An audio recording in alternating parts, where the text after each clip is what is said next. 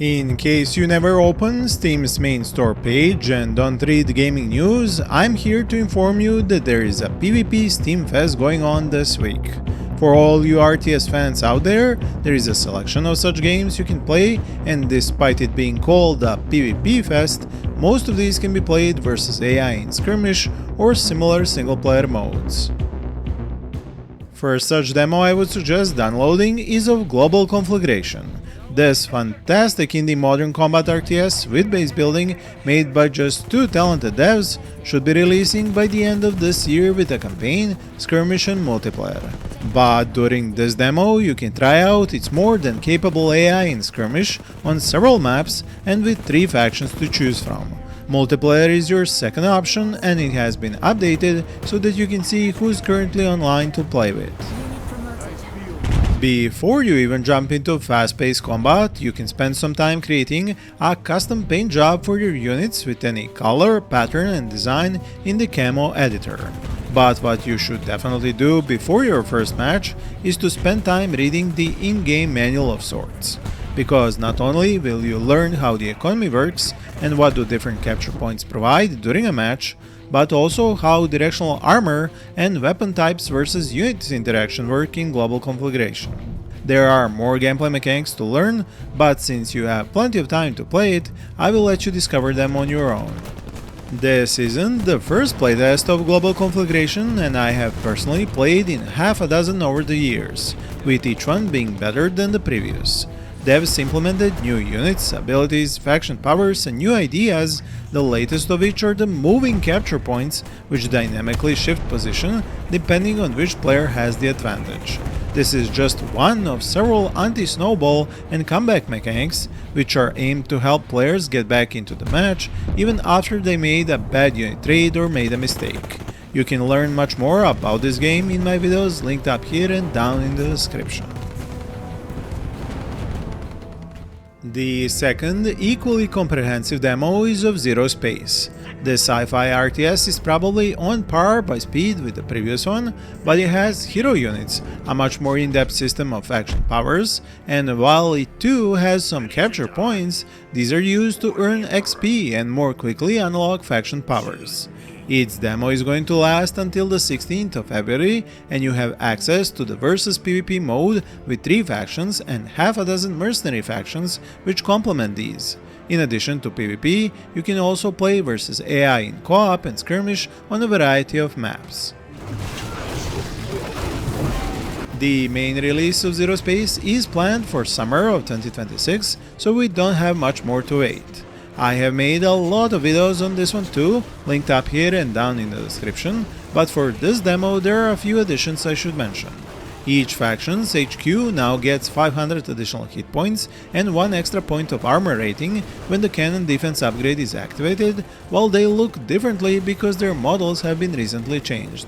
Some Grell units have been rebalanced, while the Legion faction gained a new tier 3 light spellcaster unit called Stormcaller. Similarly, the Protectorate faction gained the Rocket Trooper, which is somewhere between a tier 1 and 2 unit, and the Hammerhead dropship unit, which is a flying transport. ZeroSpace dev team is working to get their tech as close to the pinnacle of RTS gameplay as possible, with both superb pathfinding and effective mass unit combat as their goals. There is more content on the way, including the 4th faction and a cinematic storytelling campaign. But this demo gives you an idea of the multiplayer and skirmish potential of it. Let me know your impressions in the comments below. A far more PvP-oriented experience is what you will find if you download the demo of Coloniser, which will be online until March 1st. This game is designed to be a server-based 30-player multiplayer free-for-all with the possibility of making alliances with fellow players on massive maps. Since these matches are designed to last days and weeks, resources respawn while players log off and leave their walled-in colonies of resource production buildings defended by castles and armies to other players' mercy. There is a tech tree and even age progression, a lot of medieval units to train, but with a population cap. The gameplay has been updated with new victory/defeat conditions, and you can follow the leaderboard and diplomacy screens to track your allies and enemies' progression. Pillaging is another way of gaining resources in Coloniser, meaning you have an incentive to tear down enemy bases wherever you find them. But on these maps you will find more than just players, as there are hostile tribes and creatures. The lore is quite fascinating, as despite the medieval look, this is an alien planet where a human colony ship crashed, after which they lost most of their advanced technology. Another demo I ran into while browsing is for an upcoming solo-developed indie RTS titled The World of Stickman Classic RTS. A bit much going on with the search optimization in that title, and the gameplay looks very bare bones. But you know me, I see an indie game that I can shine a spotlight on, and I do it. So if you don't mind a simplistic look, but with large armies of stickmen killing each other, why not give it a try? A game that is actually already out, but with a playable demo during this PvP Steam Fest, is WARCANA. I remember showing it to you before its release in 2024, and despite its odd gameplay mix and mixed reviews on Steam, I still think you might find something to enjoy in it if you at least try its demo. Its full version does have a single-player campaign for you to go through, but don't hope for new updates as the developer seems to have moved on.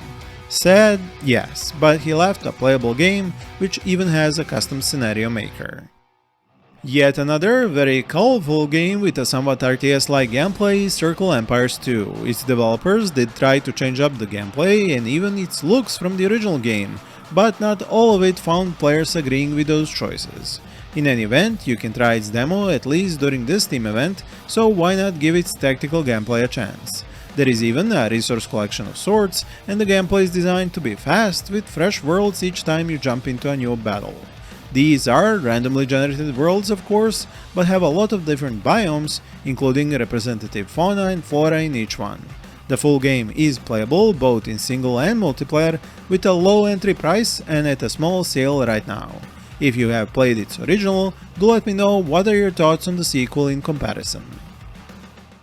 Another demo is of Dawn of Defense. It might not show up on Steam for you yet, but it's already possible to download it from the developer's Discord server linked in the description. It is more of a tower defense game than a full RTS, but instead of just a static battlefield, you get to control your own units in attacking enemies, and are also able to capture territories. The maps are procedurally made, while there is a system of upgrades called runestones. There are lanes, of course, in between these territories, where enemies travel and try to get to your base to defeat you.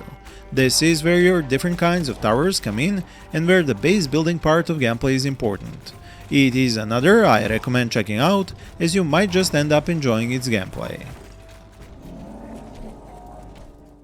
Now, even after this PvP event ends, you can still keep having fun in yet another demo of a new upcoming RTS game, and that one starts on the 16th of February.